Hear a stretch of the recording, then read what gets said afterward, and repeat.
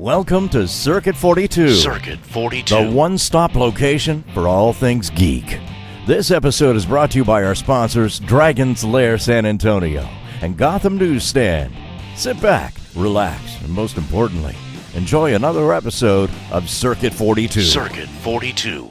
Hello, everybody, and welcome to the newest episode of Geeks4Comics.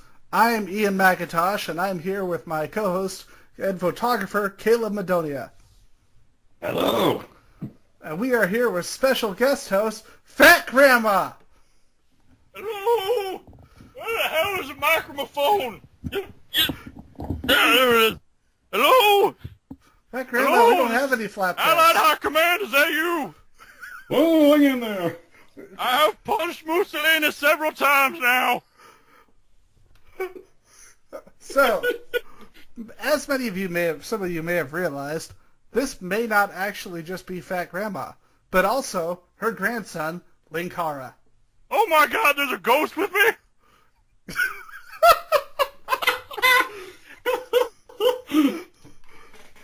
So for those 5 people on the internet who don't know who you are, Mr. The Linkara, who are you and what do you do? I am a crazy person who reviews comic books and sometimes Power Rangers on the internet. So, And that's it. interview's over. Go home. Yeah, this attitude's gonna be easy. And occasionally, for other people, I play a crazy old lady called Fat Grandma, as well as a few other characters. But let's face it, my legacy for the next 10 generations shall be Fat Grandma. Well, she is the greatest superhero of all time. And a funny one, too. The powers of flapjacks. And puns, too. Puns? What? I'm very confused. Okay, so They could be pennies. For example, a penny earned is a penny in your pocket. I literally just picked up a penny as you said that. Like, just on my desk as you said that. Made this whole interview awesome. So you started back in with Channel Awesome and That Guy with Glasses back in 2008, right?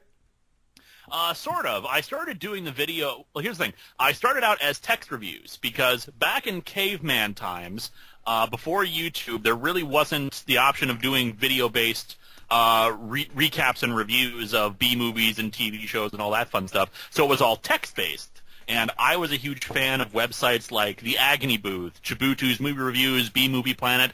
All a lot of fun. Loved reading like these lengthy, jokey recaps of terrible media. And I decided to start a blog with comic books as the focus. And I did it for like a year or so, but the problem was I wanted to do it weekly, but I wasn't paid for it. I was a college student, and I think near a high school student, yeah. No, actually, it was college, yeah. I was a college student because this is very important for this part of the story. I was a college student, so I couldn't invest all that much time into it. Then YouTube and video reviewing came around, and I discovered the Nostalgia Critic, and I decided to give it a try with doing comic reviews in video form, and I did it. I submitted to Channel Awesome That Guy with the Glasses at the time, when they had openings available. I submitted, and the rest is history. And that was about 2000. I want to say I was picked up in 2009, or at the very least I was picked up at the end of 2008.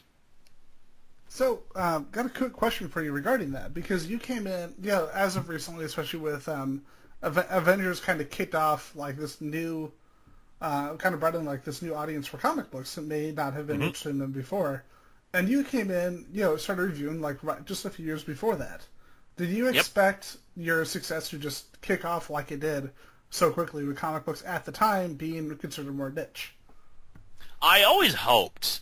I would get a larger audience. Now, I wouldn't say I actually have that huge an audience, especially compared to someone like the Nostalgia Critic, or even there's like tiers of internet media out there. We have like Nostalgia Critic at one level, then like much higher up we have AVGN, who gets like viewership in the millions.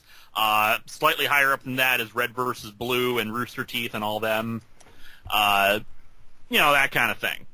It's so I've always hoped that I would get to at least the nostalgia critic level. I don't think I've gotten that high up, but starting on that guy with the glasses the way I did, getting a fairly decent audience at that point in time when the zeitgeist of video reviews really, hit the ground running, I lucked out in that regard. So, I ramble. hey, you know what? It's a part of the show.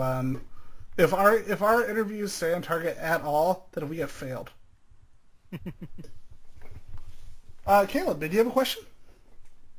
Oh boy, where do I begin? Since you have been making great progress on your top the fourth wall comic book reviews, ever since you've done some changes, has your fans been taking the changes quite well with your character in the show? And yes, I have watched your movie, and I enjoyed every bit of it.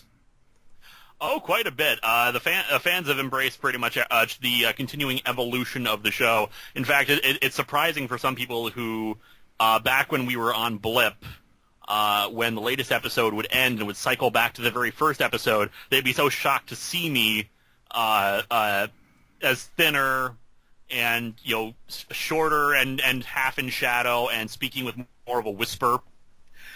And in terms of the storyline stuff and the characters, they've especially embraced that because they like the fact that despite being a review show, I have an ongoing storyline and characterization like that, and they like the fact that I expand and develop and grow, which, considering that is, one of the frequent criticisms I throw out in comic books that I've reviewed, that they don't that often they'll either ignore character development or the character development will just go off in stupid directions, or in the case of Spider-Man, be caught in limbo for decades at a time with failing to have the characters grow up, even though they technically are supposed to be. Now, something I wanted to ask you, because you've mentioned Spider-Man. A big focus of your work has been on Spider-Man regarding One More Day, clones, and your regular work on the Clone Saga. What is your opinion of Spider-Man as is right now, especially with the Spider-Verse story just having finished?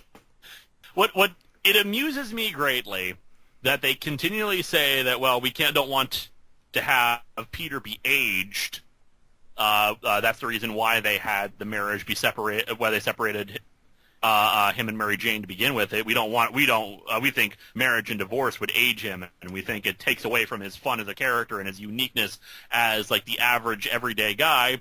So what do? They make him the president of CEO of his own huge industrial company. Well, with now other Spider characters now acting as people. I don't think they directly work for him, at least in all cases, but there's a Parker's Industries. He's not the struggling 20-something anymore. He's doing this. I'm just is it just that you didn't like Peter? Is it just that you didn't like Peter married to Mary Jane? Is there someone else you would have preferred he be married to? Because I don't know many 20-somethings to run their own huge factories. But maybe that's just me. It's like the developers want us not to want to have Peter in a relationship from other alternate realities. Unlike One More Day, which really screwed the fans so hard in the past. And now in this one, even though I stopped reading Spider-Man comics, I got tired of the alternate universe. I don't know how they're still going on with other alternate universes since, with the Ultimate series. Well, technically, there are no alternate universes anymore altogether. That was the whole thing with their Secret War event, the recent one that just ended, I think, a month or two ago after delays, of course, because big crossover events. Basically all parallel realities got smushed into one, which, from what I can tell, basically means mostly the Ultimate Universe and the regular 616. I think Spider-Gwen is part of that. I do not recall off the top of my head. Honestly, considering the following the character has gathered, if they pushed her out of that, that could be one of the worst things that they could do, I think. because I don't think they expected her character to like get as popular as she did. Yep. Although, quite personally, I've enjoyed Spider-Gwen for the most part, but I'm just kind of okay with it. I've actually been much more enjoying Silk. Oh, Silk is just awesome. I love that they're really going back to the. I love that they're going back to the history of that character too. So something I wanted to ask you regarding Spider-Man. Then we'll move on from that. One of my favorite books growing up in the '90s was Spider-Man 2099. I know you got to read the first issue during the 2099 reviews. Did you ever get to read anything past that? Not really. I keep meaning to go back to it and read more, and it's entirely likely I will go back to it because actually when I re-uploaded it on YouTube, Spider-Man 2099 number 1 was one of the most popular episodes of the month. So I was like, well, I should probably do more of this because people enjoy learning about the 2099 stuff and Spider-Man in particular. So I'd like to go back to it. I know. Here's the thing with that one in particular. As a kid, it actually took me until my teenage years to start collecting and reading comic books. But my brother had collections of stuff that he had picked up over time, and he had somehow gotten like a near complete run of Spider-Man 2099. And we had this coveted 25th issue that, of course, had like a cool holofoil cover. Thing that we always kept preserved on the off chance it would be worth money someday. $8 billion. It's not. No, we'll get you through college. And so I'm actually curious to see where things go because I know at some point he like ditches his normal outfit and he looks like some kind of futuristic cyberpunk skateboarder or something. Oh, that was actually a one-off, and it's like this weird other character. It's like this one-off issue, but it's kind of interesting because it was kind of Peter David making fun. Because, like Peter David would be the guy to make fun of what the company he worked for was doing. And it was kind of him making fun of like the alternate versions of characters and kind of gimmicky crap like that. But very nice. So with that, like you've done a lot of reviews. A lot of the books, I was actually an Arizonan. So I actually remember the Charles Barkley comics when they came out. Yep. The which one in particular? The Charles Barkley versus Godzilla, or the prestige format Charles Barkley and a Dick Tracy coat ones? Oh, I actually have both because I was at a Phoenix Suns game. I got to meet Dan Marley when I was there, one of the players at the time, and it was like the most depressing game you could be at because like Cedric Ceballos, Dan Marley, and Barkley were all sitting out, and it was like one heavy hitter. And they were going against the Hornets, like a team that they should have just wiped the floor with. And it was so sad as a 9-year-old kid watching them be destroyed. And it's like, no, you guys like almost beat the Bulls, sort of. But I bought both of those there because they had like this big booth of of Barkley stuff, and I actually got both comic books there. Nice. Yep. And thankfully nobody thought I was John Hinckley. So with that, I was actually wondering, like, what are, like, if you were to look back at the books in terms of probably the worst and the best, like, most readable thing that you've reviewed, what would it be? Oh, the most readable thing I've reviewed is JLA/Titans: The Technus Imperative because it is my favorite comic of all time. Well, of course. And that was part of my Teen Titans retrospective month. Loved doing that. That actually like real. I mean, when you do a job like this, it's easy to get jaded about the comic book industry, but that really reawakened my love of the Titans and reading comics and just enjoying it so much. It's probably one of the other reasons why I'm doing them annually now, just like because I'm enjoying and reading just like huge swaths of great comics in a row, and it's like, God, I enjoy this so much. Now, the least readable, or at least in terms of the worst comic book I reviewed, that's no contest, Holy Terror by Frank Miller. Now, some stories are completely unreadable in that they are so confusing, so convoluted that I have no idea what the hell is happening from page to page. But that one is the one that I absolutely despise the most on a philosophical level, on just it's terrible artwork, terrible writing. It is offensive.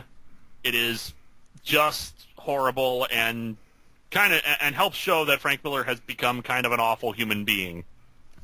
it's kind of sad in a way, like like what because the guy always had his flaws as a creator, like kind of everybody, kind of every creator has. But you look back at the Daredevil work on Daredevil, Sin City 300, Dark Knight Returns, and it's almost baffling how somebody can go from something like that, which while it has its flaws, is still just there's a reason it's a classic, to what he's doing now. It just like why do you personally think it is? There's a couple of factors that go into it. I think, especially in the early days, he got a lot of praise very quickly for a lot of his work. I think he might have gone off the leash a little too soon. Because some creators actually work better when they have someone supervising them, telling them, no, this is a really stupid idea, this is terrible, you should do this instead. Some creators absolutely flourish when they're taken off the leash. But Frank Miller is a guy who really should have stayed on the leash and kept to certain projects that suited him best. Neo-noir stuff like Sin City, it fits him perfectly. It's not for everybody, but you get what it's supposed to be. He was great with Batman, but over time, I don't know what happened with his view of Batman, but it's like the character was he started working on Batman Year One, that version of Batman who was much earlier and much more green and had had a bit more of a not necessarily a dark streak, but kind of a crazier streak to him versus the Dark Knight Returns, where he was a bit arrogant, yes, but he clearly had a conscience and he was really reacting to situations outside of his control. But he started writing this earlier version of Batman, and then he never took the steps. We went from point A to C while skipping area B in order to get him from Year One to Dark Knight Returns. Yeah, and it's a bit rambly. Basically, that's the problem with Batman. In terms of his social attitudes about things and embracing torture and mutilation and all that fun stuff, well, 9/11 changed him significantly. I mean, he still had some. I mean, even before then, he had some streaks of sexism and homophobia and whatnot. Because you can read some earlier interviews where, people there was letters being sent in about 300 talking about the historical inaccuracy and some of the insults that some of the Spartans were exuding, even though it was that's not how that worked. And he's just whatever. It was. Sorry. So basically. But it wasn't really thrown into the forefront like it has been in the last decade or two since then. And it's at the same time because looking back, especially what you're talking about with 9/11, if you look at issue 2 of Dark Knight Strikes Again, then you look at issue 3. 2 came out before 9/11, 3 came out after, and you look at the way that issue 2 ended, and the drastic change. In issue 3, issue 1 and 2 weren't good, were bad books too, but you could kind of see the effects, especially with issue 3. Yep. So, moving away from that pleasant topic, what now? You're working on a project right now because as you said, you do a retrospective each year, and right now you're actually doing a pretty cool one. You're doing one on the history of Blue Beetle, all the way back from the beginning, the golden age with Will Eisner, to now. Oh, yes. So, this, watching this is clearly something that you love, but what was it in particular that made you want to do the Blue Beetle retrospective this year?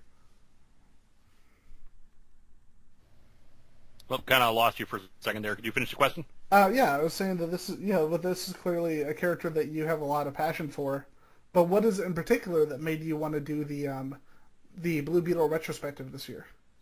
I'm not sure exactly. I think it came down to this and JSA because last year with the Rom perspective, I learned about Rom through other people doing recaps and talking about him, so I educated myself some more about him and really getting into that. The Teen Titan one was the most personal one for me because Teen Titans is how I got into comics to begin with, and JSA was the second book that I started picking up ever. So I admit I'm not entirely certain what it was, why I decided to end up doing Blue Beetle. I think it was because It might have been because of the Rebirth announcement. That new initiative they're apparently going to do to maybe not reboot things again. And one of those is supposed to be a new Blue Beetle book. So it's possible that that's what pushed me over the edge in that regard and wanting to do it. But I definitely want to do a JSA retrospective at some point, probably in 2 years, because I'm liking the idea of alternating them from company to company each year. But there you go. I admit I don't know what it is that made me want to do it. I was a huge fan of Jaime Reyes' initial book, Post Infinite Crisis, but beyond that, I'm not entirely certain why I decided to do it. But it's been a whole lot of fun reading through, especially the Golden Age Blue Beetle stuff, because that stuff is all in the public domain, all available for free if you know where to look, particularly Golden Age comic archives. And the early Dan Garrett stuff before he was bought by Charlton, holy crap, it's crazy. There's a huge amount of history about that. I bought the Blue Beetle Companion, which actually has negative reviews on it, and I get why there are negative reviews on it, because it talks a lot about Dan Garrett than it does the other two. Yeah. But that's because there's just so much with Dan Garrett. So much history, so much behind-the-scenes stuff happening, so many creators working on it, so much side stuff associated with it, that it's impossible to not bring up all this stuff. That is very true. I got a couple of years back, I actually read The Dreamer by Will Eisner. Have you read it? I have not, sadly. It's really good. It goes into his entire time in that period, and it's all written and drawn by him. It's just absolutely amazing. I think they're actually, if it has some stuff that I'm thinking of, it probably had some of the excerpts from that actually ended up in the Blue Beetle Companion, because I'm assuming it has some strips in there about Vincent Fox. Yeah, and it talks a lot about some of those strips ended up in the Blue Beetle Companion, because of course talking about the loss, the what's his name, Wonder Man, the Wonder Man lawsuit. Oh yeah. They talk about that in the comic book, and it's really interesting because it's all from like his perspective as he's sitting there in the offices watching all this happen. But if you get the chance, definitely read The Dreamer. It would make a really, and I think if you want something that would work as a really good companion, like a really good addendum or companion at the end of the review, this would be something perfect for it. Definitely. Now. Caleb, you had another question, right? Oh, more than that. Besides you, since we are both comic book fans, I want to get away from that comic book subject for a moment. I hope you're okay with the subject. I have been paying very close attention to your History of Power Rangers episodes you've been reviewing since, I think it's been 2 years now. And I really like how you really go into deep on each of these episodes. Well, from your point of view, you don't consider yourself ramp, but it's still very good for me, because I've watched the show when I was a kid, but I got to meet Jason David Frank when I was in Blue Belt over at a special event when he came over to my school. That was right after the Turbo movie that was out that time in 1998, and when you reviewed that show, that saga, I was so glad you hit hard on that subject, because I stopped watching it. But it got me curious, asking, was there an episode of the history that you enjoyed working on? I've pretty much enjoyed working on all of them, and I've actually been doing them technically now for 6 years, because I started in 2010. Shortly after I'd finished the Mechakara arc and the first storyline on the Top of the Fourth Wall, and since it was meant to be a Power Rangers tribute in that episode, I was like rewatching episodes of like, oh man, I haven't watched these in forever, and I started noticing trends and patterns and things that, of course, were probably nowhere near on the minds of the people who were actually creating the show. But I was like, oh, I want to talk about this a bit. And so I decided, well, why not? The series is ending with RPM anyway. I'll do a big retrospective where I watch the entire series. And of course, then they had the indecency to bring it back. So now it never ends. It's like my life is never over. I just want it back. Power Rangers, no. But oh yeah, so I've enjoyed working on all of them. The problem was there came a point, especially during the first year, where people were very much insistent on it. Where's the next history of Power Rangers? When's the next history of Power Rangers? When I frequently, openly kept saying there is no set schedule, guys. It's a side project. I have to focus on other things right now. It'll happen when it happens.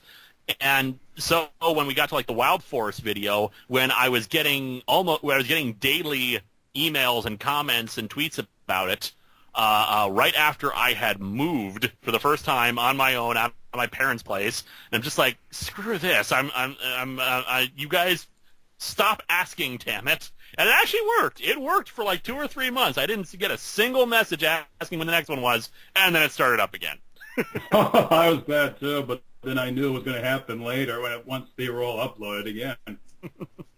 Yeah, and yeah, but starting up again because I'm technically done with the series, and done only in the sense of I'm caught up. I can't do one on Dino Charge until Super Dino Charge completes, because otherwise, these shows are not designed. This show is really not designed these days to go multi-season unless they actually carry over the cast, which they could do. I don't think they will. I think they enjoy having things rotate out, new fresh energy and new characters and all that. So really, these 2 seasons things that was forced on them by Nickelodeon really is just 1 season, just with a clear dividing line of first half and second half. So I'm caught up now, and I've enjoyed working on all of them. If I had to think of like particular ones I really enjoyed talking about, Wild Force in particular. Actually, it's really any season that I have a lot of behind the scenes and side stuff to talk about, because I can recap the entire show. And I made the joke once about this for an April Fool's video, glorified Wikipedia. Yeah, that's the thing. The show is History of Power Rangers is just a glorified Wikipedia where I'm recapping the stuff and maybe throwing in some jokes. But when I get a chance to talk about behind-the-scenes stuff, talk about the creative side of things and what inspired them to make the decisions they make, stuff like Wild Force, Operation Overdrive is a case where I could rant about the season itself and talk about things like why does this not work? What is the problem here? And go into deeper analysis of it. I really enjoy that kind of thing. Megaforce and RPM in particular both have had a bunch of either behind the scenes or much deeper analysis of what's wrong with something going on. RPM in particular was very helpful because it was so recent at the time, and Eddie Gazelian gave a huge interview when he started out, and a few post interviews as well after he had been fired, where he went into the creative decision, why he did why did we go in this direction, why the character's doing this, why that, what inspired the creation of this, that sort of thing. And when you have that opportunity to go really in depth about the history of this and share things with people that maybe other people are not aware of, it's just such a blast because I like teaching people. I do enjoy giving lots of details about things that they may not be aware of, and maybe putting a humorous spin on it, that kind of thing. Yeah, I understand between your rants, you were really frustrated on the Mystic Force and Super Mega Force. And I love your reaction when you were, if memory serves, which I'm sending you that screenshot, that you were really enraged on this question when there's some parts of the plot that doesn't explain too much. And was it truly, I think, even I feel the same way with your frustration, how much they're not putting more effort to the last one that was aired on Nickelodeon that time. Okay, for those of you at home, the screenshot that he has provided here is of me holding a gun and screaming directly at the camera. In context to the video, this is the final legendary battle episode of Super Mega Force, and Robo Knight appears after Robo Knight died in the show, and it was a big dramatic moment. And how do they explain Robo Knight's back? Good to see you, old friend. Glad to be back. Best explanation since Tommy Oliver. It's I actually, when I saw that for the first time, I paused the video I was watching and screamed, "What the F?" Because I was just so much in shock at this.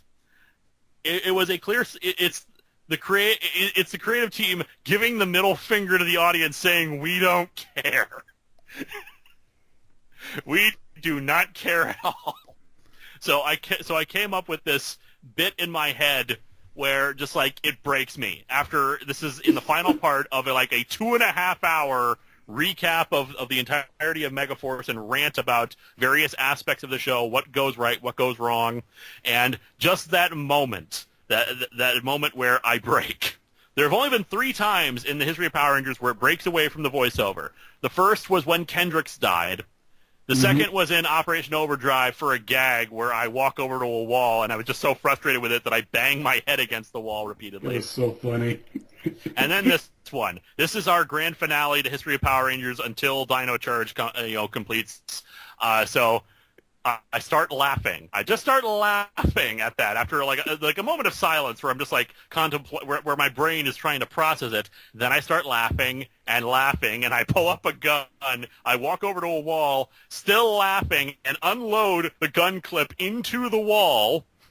And my laughs eventually turn into screams. In a crazy style. The funny thing is, my girlfriend was actually asleep in the other room. Oh no! So I did not actually record the screams at this point. I knew I didn't want to wake her up or anything like that. So I did do the laughing, and she actually did tell me that she could hear me laughing, and she had a nightmare about me nefariously laughing.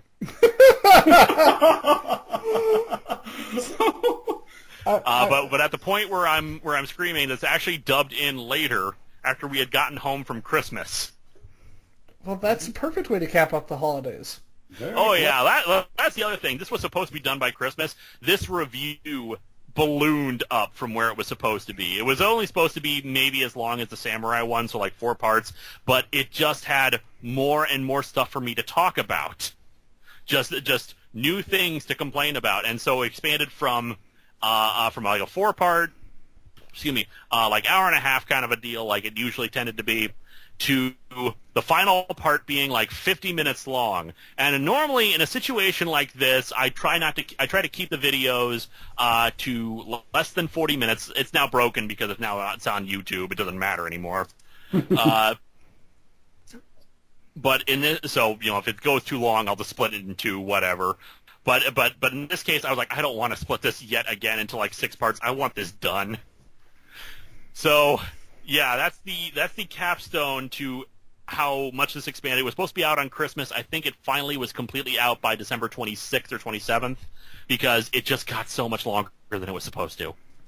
So something I wanted to bring up real quick. Well, 2 things actually. If you're ever in Texas, there's a comic store called Austin Books. Mm-hmm. It is literally 4 comic shops in one. And I've been all over as a military brat, internationally, nationally. It is the best comic store I've ever been to. And one day they had Power Rangers playing in the background on one of the TVs. Mm-hmm. Every time they got to a Tommy Oliver episode, they would immediately skip the episode and just go right to the next one. The guy said he didn't care if they missed continuity or anything. He just did not want to see Tommy Oliver when he was there working.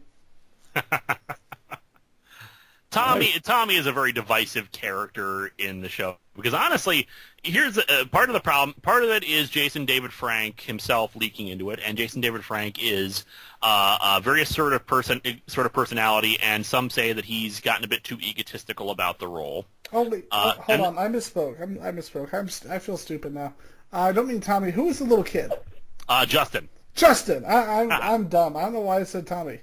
Because, as I said, Tommy really is that divisive a character. Some people really absolutely hate him, and it's not helped that the show itself seems to push him to sort of godlike levels. That was another thing I brought up during the Super Megaforce review when they were promoting the final episode of Super Megaforce. It was Tommy is back, Tommy, the great Tommy is here, and it's just none of the little kids give a crap about Tommy. He's And totally even the not a older Gary fans Sue. that have gotten kind of sick of Tommy. It's like, he's totally not a Gary Sue. Look, it's Tommy. Exactly. Now, with Justin, that's being a bit unfair because because as I said during the Turbo video, and I will repeat that when I do the re-edit of it for YouTube. Nice. Justin is the only competent member of the team. That's the problem. It's not the fact that it's a little kid. He was perfectly fine, and he's grown up, and I think he's actually expressed interest that he wants to come back and do it again because he loved doing it, and what kid wouldn't want to do that at the time? So Justin was perfectly fine. Justin was not the problem with Turbo. I mean, yes, it's stupid that we have a little kid ranger, but you know what? They were doing it to compete with Beetleborgs. That's it. So, oh god, I've got to mention this. So, if I don't mention this, my friends, they may actually disown me. There is because like we've always talked about different movies and comics and stuff. They came to my house one day. I pretty much have a comic library in my house. Like my friend Caleb's seen it, and I've got all my trades and everything out there. And I always tell people, dude, if we're hanging out, we're doing a thing, if you want to pull out something to read it, that's what it's there for, because I want you to enjoy it as much as I do. And they saw my collection, and they noticed just how much stuff, like, were books that you seem to like, too, like Titans, that sort of thing. Mm-hmm. And because, I guess based off the way they spoke, they said that a lot of the wording and everything that I use is similar to yours. And my friend Alex just says, I know you're secretly a Linkara. I know it's true, and you have no proof of it because you and Linkara have never been in the same room together. So much like Batman and Bruce Wayne, I think it is our turn to disprove them. Because Linkara, if I'm interviewing you right now, how can I be you? Well, clearly you scripted this out in advance, and you pre-recorded all my talking to you. Well, yes, with the very fancy editing. And thus, yeah, you're responding to me based off of the pre-recorded responses. You timed this out perfectly. Oh my God, I'm a wizard. Why aren't I working for ILM right now? Okay, I had to get that out of the way. And with that, one of our co-hosts who unfortunately couldn't make it, she actually had a question that she wanted me to pass along as well. Mm-hmm. And Now, recently you've been doing a lot of support towards your Patreon and books that they've asked you to review. And she had a question. She was wondering if by doing this, does it hinder your creative freedom, or are you choosing choosing the comics that you want to review in terms of like freedom, or choosing the comics you want to review? Only a little bit. It is. I won't lie to you. It's a little frustrating covering stuff that I normally would never touch, like. There's one patron in particular who wants me to do more Sentai stuff. So he has patroned both the Burai arc of Jew Rangers and the first 5 episodes of Gokaiger. And yeah, the episodes turned out perfectly fine. They were funny, they were jokey, and of course, since I have a basis in Power Rangers, I have an understanding of what I'm looking at. It is a nice change of pace kind of a thing. But I admit this is not the kind of thing I would normally be doing otherwise. And in fact, when the Patreon started, there were actually 4 open slots for people to request reviews. And I changed this down to 2 because they were filling up so quickly that I was like, I want to be able to talk about other stuff besides these random Patreon reviews. And sometimes I'm actually really happy about some of the stuff they pick out. For example, there was a Green Lantern issue 23.1, a New 52 comic that was part of Villains Month. I really loved doing that because that was something. It was a terrible comic, which I remembered, but I just only vaguely remembered it and didn't even remember anything like the fact that this only has 1 panel per page. What the hell?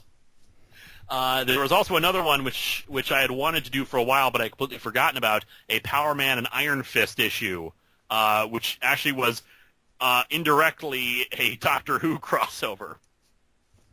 And I would be happy to do that even without the Patreon sponsoring, but I had completely forgotten about it. So them reminding me to do that was great.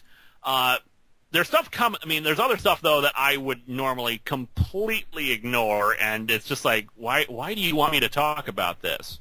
And I'm perfectly happy to do it. They paid their money, so I'll do it. But like, there was a visual novel, Cho Dengeki Striker, and it's like, I'm happy that I did it. I had a good time doing it, but why the hell am I doing this? A friend of mine is the Patreon responsible for Vampire the Masquerade Bloodlines, so I know why she did it. She just wanted to torture me. But even coming up, the same guy who requested Chodengeki Striker is now doing another one for Legend of Heroes Trails in the Skies, a JRPG that I normally like, why am I doing this? And I'm actually, and probably in the future, I'm going to limit stuff like this, not because I'm unwilling to do games, but because this one's apparently a very large time investment, and it's like, barely anyone's going to watch this. And yeah, because like you were saying, it really does stretch it out, because there's a lot of videos that you could be doing, and if you're stretching out all these videos on this on top of other projects, all it is, it's going to become it's one of those times where I don't want to use the word time dump because I think that would be rude, but I'm trying to find another term. It's okay. In the end, it is okay to do these kind of things, because in the end, I can always say no, and if we can't reach an agreement on something, I'll give them back the money. Yeah.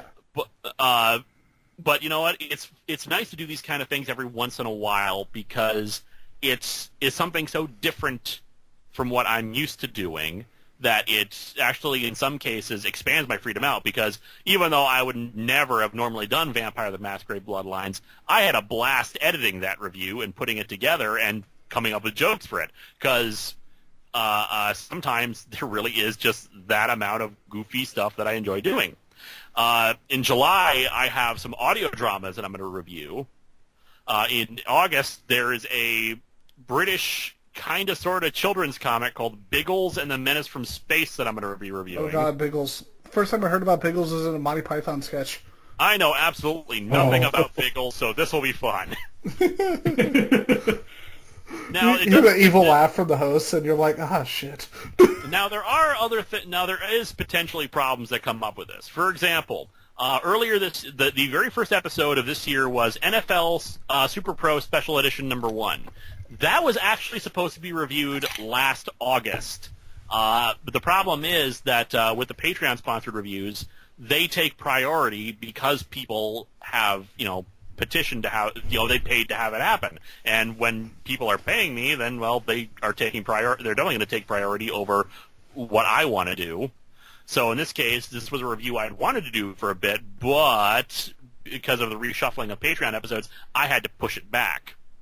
And it was okay, and it all ends up being okay in the end, but that is the downside to this. And this year is going to be very interesting because since I've actually had more people swapping them out even more often, I have very specific reviews I want or need to do this year because it is Star Trek's 50th anniversary, and I have a whole bunch of Star Trek comics that I want to look over. Basically looking over the first comic of each series, with the exception of Star Trek The Next Generation, because I've already done a live show of that one. So, something I wanted to ask regarding Star Trek. As you know, I'm a Peter David fan, based off earlier. Mm-hmm. Did you ever get to read any of Peter David's run? It's not because it's bad, but because it's really good.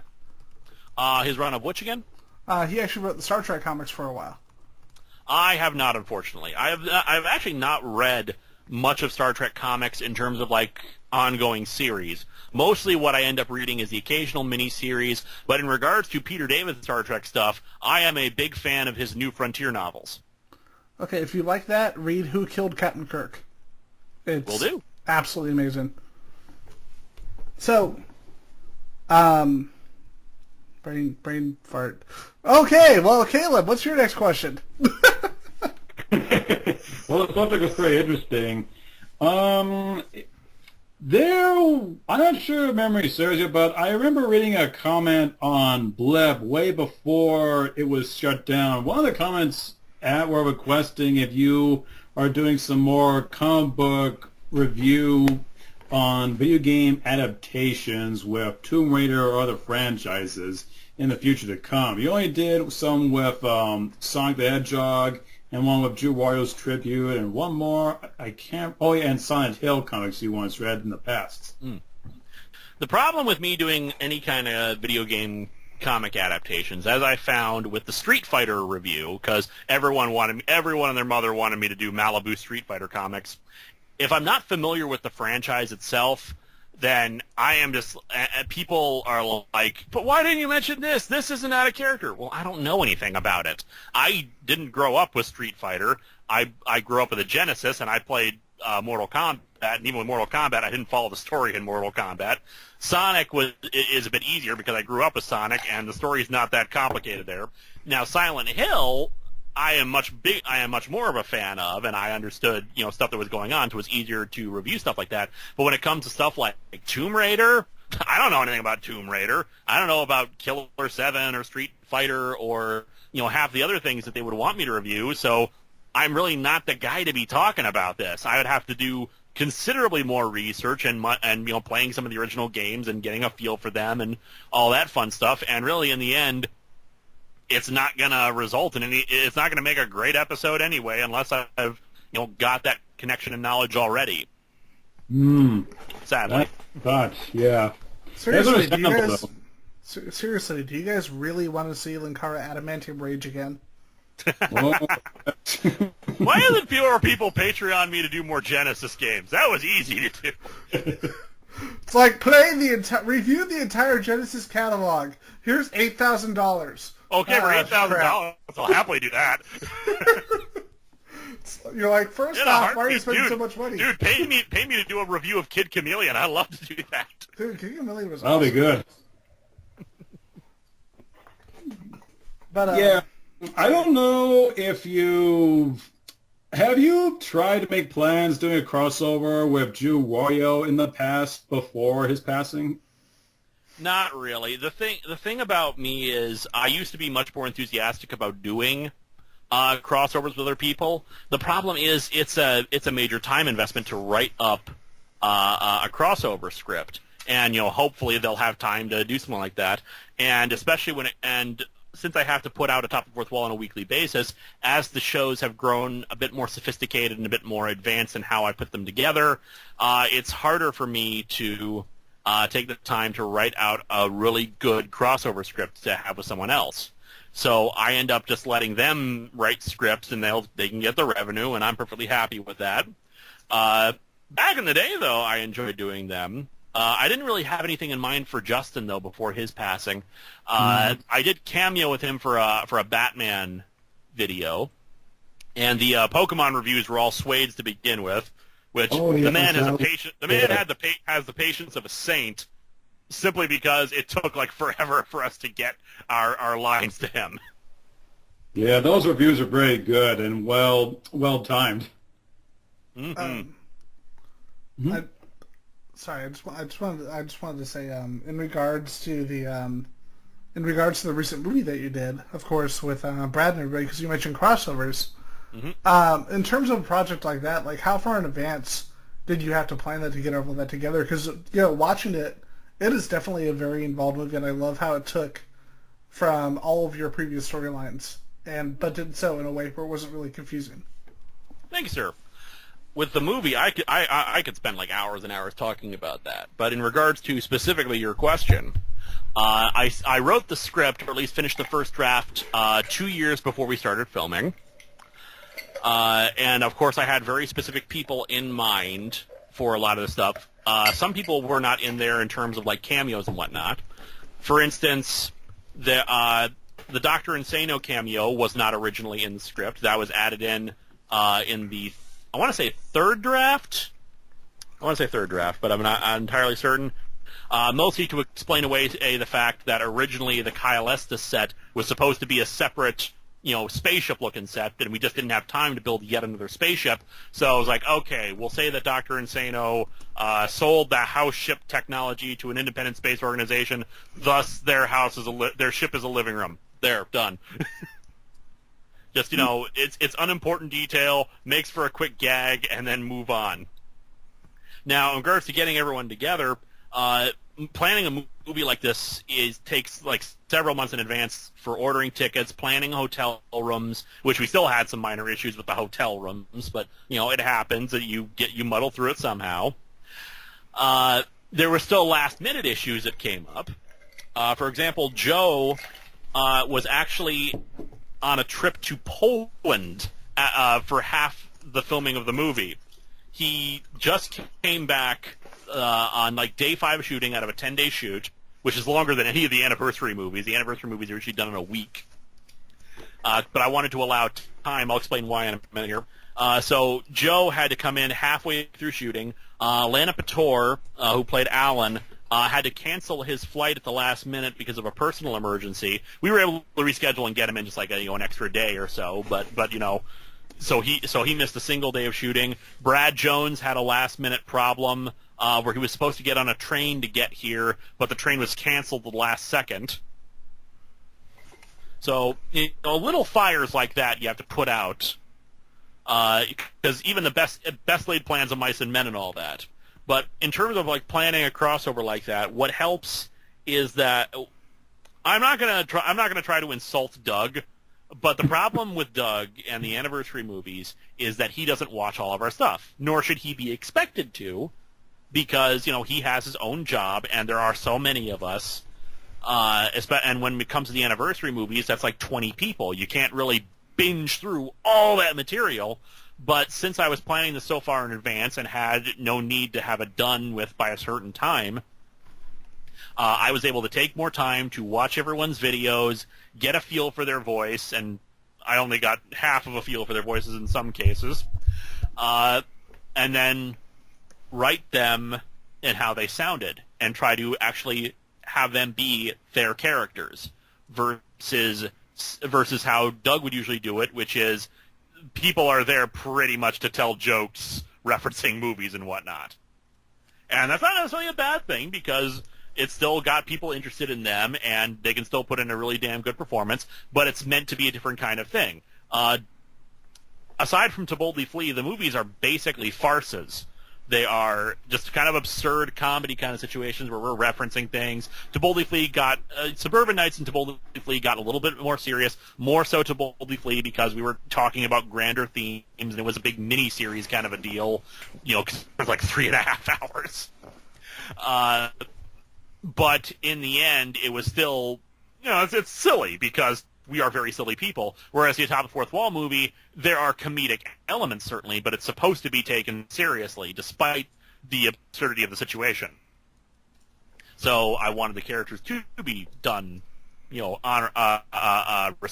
the word? Honorably, accurately. Now, there you go. So, something I wanted to mention about that, and it definitely is important, is that looking at the website, looking at how many people there are, if whenever anyone made a movie, like be it you, Brad, Doug, if everyone talked in this, if everyone had that same kind of jokey style, it'd just get boring. I mean, perfectly good example. A comic that I loved in high school, while looking back at it now, it's kind of silly, but I still kind of enjoy it. Ultimate X-Men. Mark Miller had a tendency to give everyone the same voice. Mm-hmm. And if we got that exact same thing from this, it would be like having every movie from a studio be exactly the same, and it would get boring. But really, this is what you guys are doing is the ideal way to do it, even if it takes a little longer. That uniqueness is definitely important. I forgot to mention this. The reason why why I had 10 days in the shoot, a lot of people were unhappy with how To Boldly Flee's shoot went, and I will say now, I complained about this even ahead of time. Well, I say complained. I expressed my concern to Doug. To Boldly Flee's script was really freaking long. It's a long damn movie too, which is why I say it's really more of a mini-series. Even individual parts seem to last for like a half hour, on each occasion. So we were pulling like 16-hour days filming that movie because we only had like a week to do it. We had barely any time to film any crossovers because we wanted to get some sleep. So and people were complaining and had miserable times filming that. So when I was planning the movie, I was like, well, okay, I have less people to deal with. So and so it won't cost as much to keep them here. Let's give more time. Let's give 10 days, and people will have let's have a specific rough end date, end time. I'll ask people if they want to stick around to keep filming more, but in the end, send them home, give them time off, do what I can to make them comfortable, because if they're unhappy, this movie is going to turn out terribly. Yeah, because you have to, like in anything, you have to keep the people working on motivated, or because that's going to show in the performances if they're not. Exactly. Like certain Power Rangers series. It's like, what? I don't know what you're talking about. Crazy. All right, and Caleb, did you have one more question? Yes. Ultimately, what is your most proudest achievement with the things you've done? Proudest achievement of the things I've done. Oh, I don't know. Hard to say because there are reviews I'm really proud of, like the Holy Terror review. I'm very proud of that. I'm proud of the Megaforce videos, just getting through all of that and expressing, my frustrations and also my celebrations of things that have come before. I'm proud of the people I've worked with and just how many talented people they are. I'm proud of the fact that I've gotten messages from people saying, hey, your videos helped me through rough times, and the fact that I can help them makes me feel really proud. I'm proud of the movie. It's not it's not going to win like an Academy Award, but it's something that I set out to do, and I did it, and fingers crossed, I'm gonna start sending out the rest of the Indiegogo rewards this week because I have all the materials now to do so. So I'm proud of a lot of things. I'm glad to hear that from you.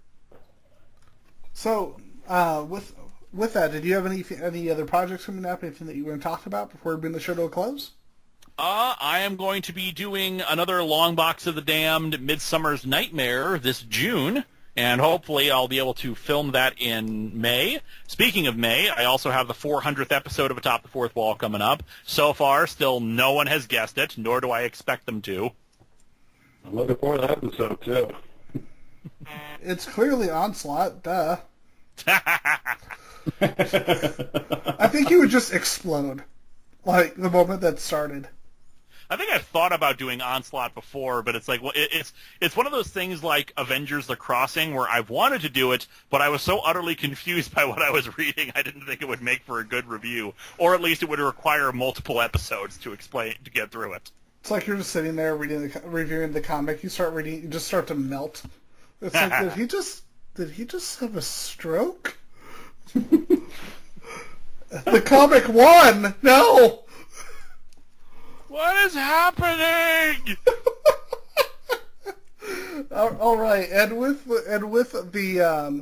us hoping Linkara does not have a stroke when he reviews a comic book, this has been the newest episode of Geeks4Comics.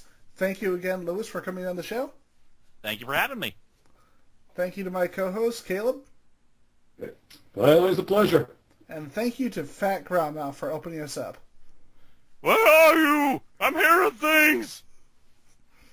All right, and with that is the ending to this special episode of Geeks4Comics.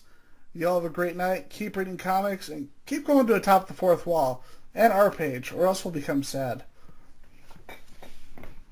You've been listening to Circuit 42, brought to you by Dragon's Lair San Antonio and Gotham Newsstand. Join us for our next episode. For all things geek. Circuit 42.